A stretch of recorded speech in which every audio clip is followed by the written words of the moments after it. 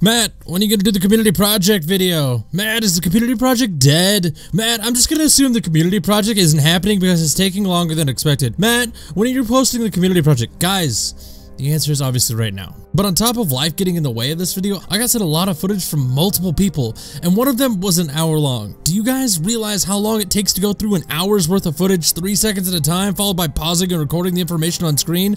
The answer is a long time, okay? I did my best, and now we're here doing this video, so let's do it.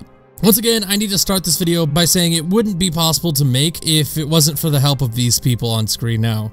These guys helped me out by sending me videos of them turning in hundreds, if not thousands of Gunsmith materials, so be sure to thank them if you do end up enjoying this video. Now with that out of the way, I once again can bring you a project where we take a look at the loot from turning in tens of thousands of something. This time, those things were Gunsmith materials. However, if you saw my previous video, Loot from 10,000 Strike Tokens, where this resulted in 500 engrams opened, if this video with the Gunsmith was only 10,000 materials, it would only result in 250 engrams open. This is due to the fact that a Strike engram only requires 20 tokens, while the Gunsmith engram requires 40 materials. So thanks to the people that helped with this community project, I'm able to once again do 500 engrams, thanks to them providing me with the data for 20,000 Gunsmith materials. If that had only been 10,000, we'd have half the data, and obviously that would be less accurate. But we don't, we have 20,000. So let's talk about the loot from those 500 engrams. Now this video is packed with information, and to save you guys the time, I've broken it down into multiple sections, those being Kinetic Weapons, Energy Weapons, Power Weapons, Masterworks and Exotics, and then mods. And then finally, at the end of the video, we're going to further discuss a potential bug non-reward that occurs from turning in mass amounts of tokens and materials. And as you can see on screen is the timestamps to those parts that you can skip to that spark your interest. I do this not only to save you time, but also to prevent people from putting passive-aggressive comments about where to skip to. If I spend multiple hours making a video, you can wait a few minutes to find the timestamps that I provide you. Don't be that guy. So starting off, we're going to talk about Kinetic Weapons. Over the course of 500 Gunsmith engrams opened, 146 Kinetic Weapons were received.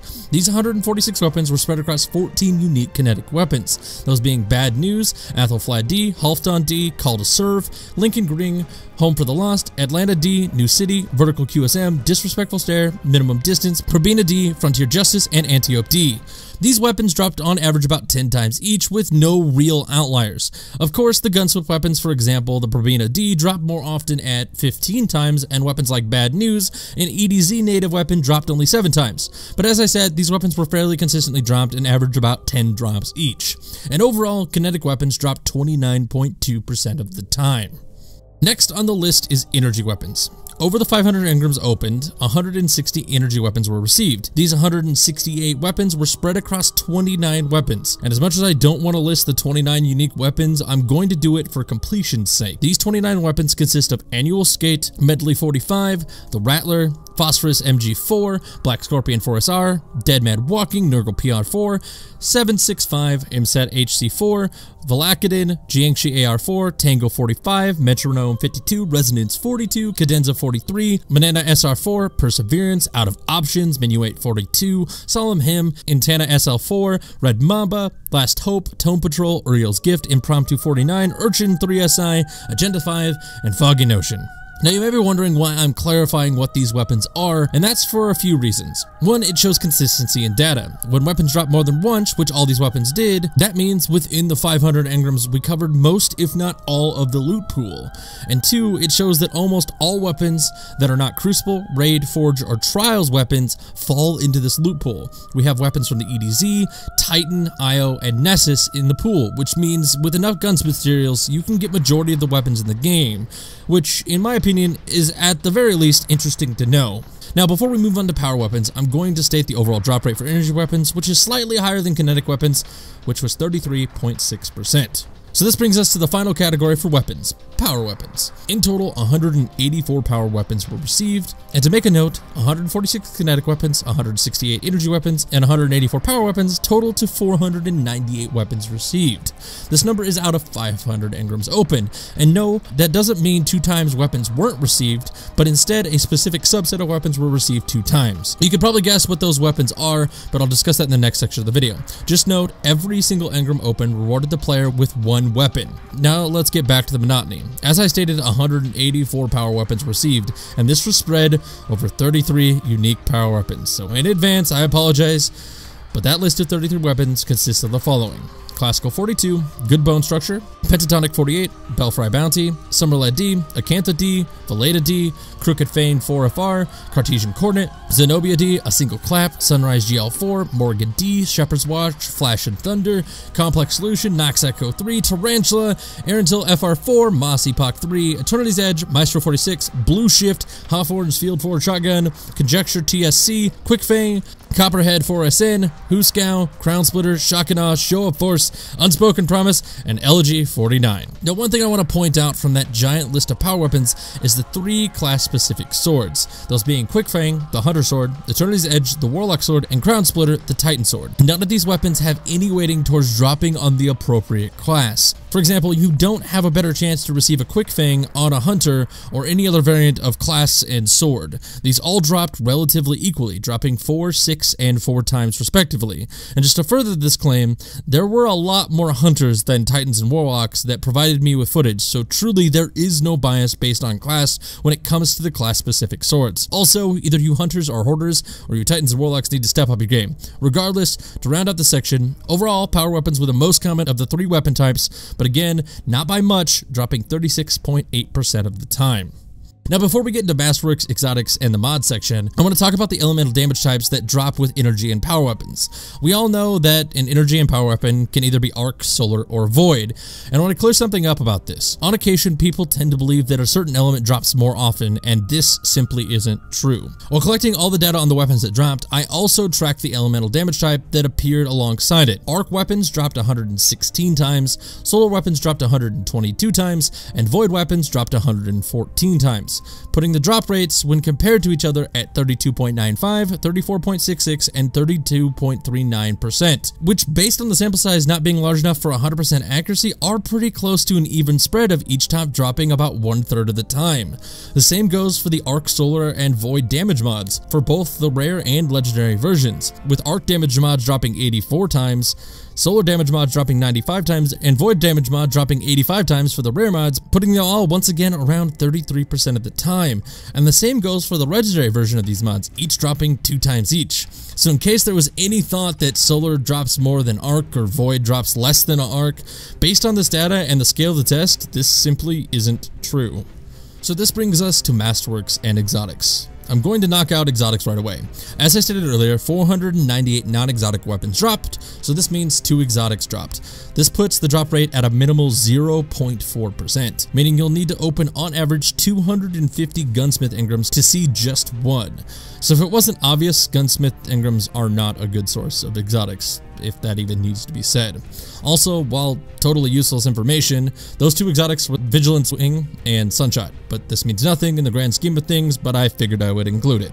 Now on to Masterworks, and something interesting came of this, at least based on my other video where we looked at strike tokens and strike engrams. In that test, we received 11 Kinetic Masterworks, which puts the drop rate at 2.2% overall. For Gunsmith engrams, this test, we received 13 Kinetic Masterworks, which puts the drop rate at 2.6%. For energy weapons in the previous strike project, Masterworks dropped 14 times, putting the drop rate at 2.8%, while for the Gunsmith engrams, energy Masterworks dropped 16 times, putting the drop rate at 3.2%. And for power weapons, during the previous project, they dropped 22 times with a drop rate of 4.4%, and for Gunsmith engrams, they dropped 24 times at 4.8%. Now, what makes this interesting is the fact that these drop rates stayed within 1.2% of each other, even though with the strike engrams, you could also receive Masterwork armor. Until this test, I was led to believe that it rolled the Masterwork chance regardless of the type, that being armor or weapons. But what actually happens is that Masterwork weapons have a separate drop rate than that of armor.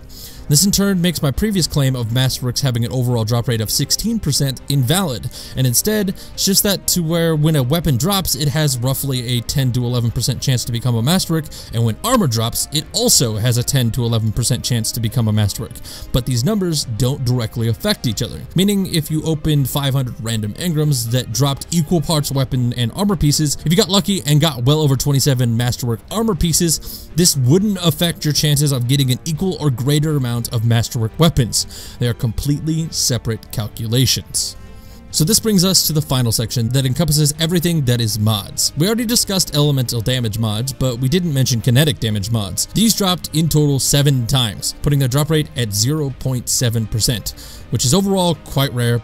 But with the addition of them being occasionally purchasable from the Gunsmith, this really isn't a big deal. However, they are incredibly rare. In addition to what we've already discussed about damage mods, they overall dropped 227 times. That number includes rare and legendary versions of the Arc, Solar, Void, and Kinetic damage mods. 264 were rare, and 13 were legendary, putting their overall drop rate just to receive any damage mod, rare or legendary, Arc, Solar, Void, or Kinetic at 27.7%, with rares being 26.4% of that, and legendaries the remaining 1.3%. This leads the armor mod, which includes the Void, Solar, Arc, Kinetic, Energy, Power, Resilience, Mobility, and Recovery mods. These in total dropped 469 times, with 404 being rare and 65 being legendary. This means in total 746 mods dropped. This is presumed to be a problem, because you would assume this to total to 1,000 mods, but like the Strike Ingrams, there was a large number of times that the second reward wasn't received, which, as I said at the beginning of the video, we'll discuss at the end.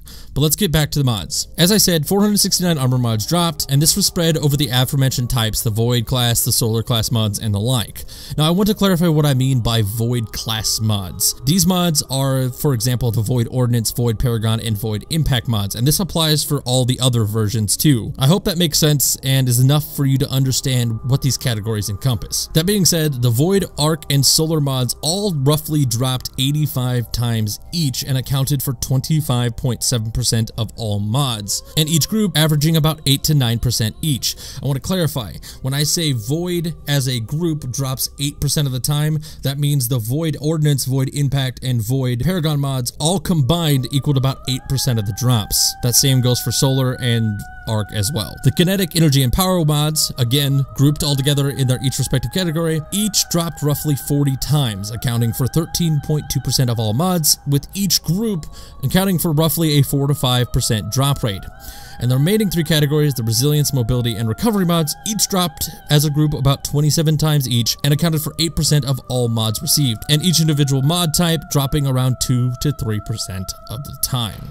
So this brings me to my final point, a discussion about a topic that has been included in my past videos, that being a discussion about the presumably missing rewards that show up, or well, don't show up, when turning in tokens and materials. I've mentioned not only in my previous videos, but also this video, rewards that are supposed to occur and just don't. In this video, this is 254 mods that were assumed to just mistakenly not be given to the player. Now previously, I've mentioned this to a Bungie dev and asked him what was going on. I wanted to know if this was a bug or intended, and until about a week ago, he hadn't gotten back to me, but now I have that answer. But to fill people in, originally I asked the following question. I said, hey, I need some clarification on something that would lead to one of 2 options, those being a bug or me misreading something.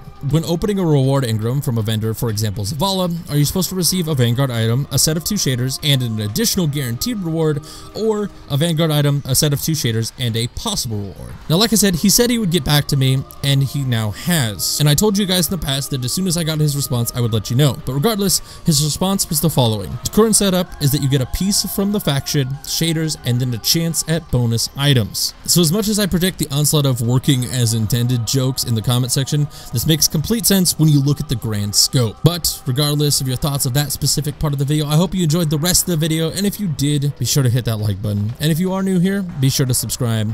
As always, I want to thank you for your guys' continued support and your patience for this video coming out. I know it's a lot more delayed than I wanted it to be, and probably you wanted it to be, so thank you for sticking with me and being patient. I'd also like to ask you to take a look at the links in the description where you can join the Multilux community Discord or follow me on Twitter. Do the stuff that you would normally do at the end of the video. Leave a comment, let me know your thoughts on the video. You know, the usual stuff. But for now, I think that's all I got for you guys today. So I'm going to get out of here, say my name is Matt, and I'll see you guys next time.